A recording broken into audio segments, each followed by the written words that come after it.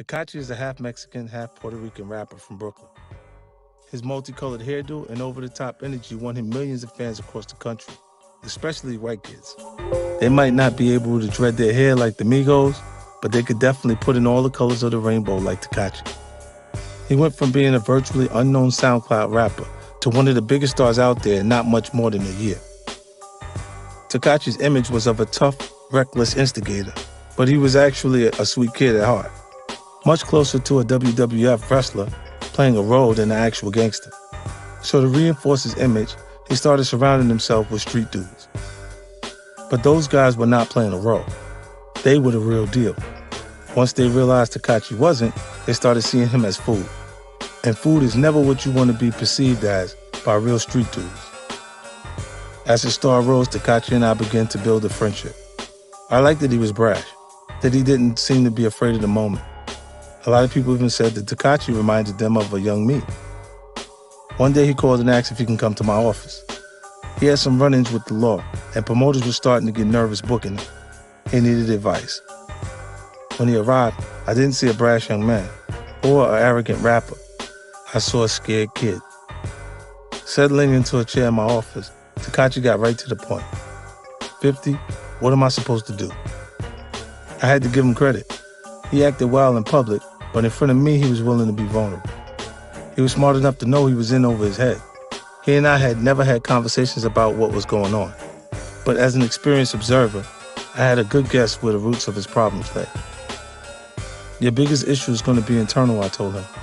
You got too many people around you, and they're not really supporting you. They're supposed to be your team, but they don't have your best interests at heart. If you don't get that situation together, it's going to be a problem. I told him this because I've been hearing he'd been switching up crews a lot. 1 month, he'd have a bunch of guys around him.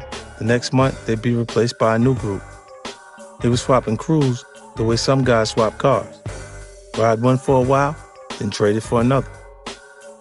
He probably thought that was all a part of the act, but I knew it was a serious miscalculation. When you bring people around as a rapper, there's an expectation that you provide them with opportunities. Help them get noticed as an artist themselves or get established as a behind-the-scenes player. Introduce them to brands they can get checks from. You only have a limited amount of time to make good on that expectation. If you don't, confusion will set in. It will grow faster if they see you suggesting opportunities to other people. When that happens, the original crew will start feeling disposable. You never want anyone around you feeling that way. When someone perceives themselves as disposable, any sense of loyalty will vanish. Instead of waiting for an opportunity, they're going to aggressively come after you for what they think is owed to them. They're going to extract that debt however they can. Being a smart kid, Tekashi saw the value in my advice and conceded that he was in a precarious spot.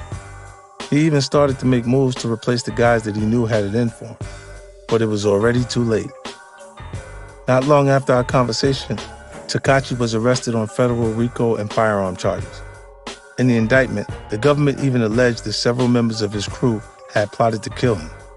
I'm sure that was a scary realization for a kid who thought he was a WWF wrestler, not someone who was actually playing with life and death stakes. As I'm writing this, Tekashi has just finished testifying against his own crew and was sentenced to 2 years behind bars. I believe one of the things that tripped up people like Tekashi and Ja Rule is that they grew up on the outskirts of the hood. They weren't from the hood, but they had been exposed to it. It tricked them into thinking they were equipped to handle situations they weren't actually built for. Contrast them with someone like Drake, who isn't even from the outskirts of the hood. He's from a completely different environment. I never see Drake associating too closely with the artists he puts on. He always keeps a good deal of space between himself and whoever he's associated with at the time. He's smart enough to judge his own character and concede that there are some forces he won't be able to harness. Tekashi was a great judge of what white kids wanted to listen to in order to piss off their parents. But he wasn't as good at assessing people's characters and intentions. Sadder still, I really think Tekashi's a perceptive kid. If he would have slowed down and taken the time to study the people around him, get a feel for their energy, he would have realized that they weren't a right fit for him. Instead, he was in a rush. The Instagram likes and retweets were coming so fast that he probably started to confuse social media with reality. On social media, the guy throwing up signs next to you is your man until the end. You're ride or die. In real life, things are never that simple. Jealousy and envy grow very easy, especially when they start getting a taste of success. If you bring a bunch of wolves in your circle, you better be damn sure to feed them.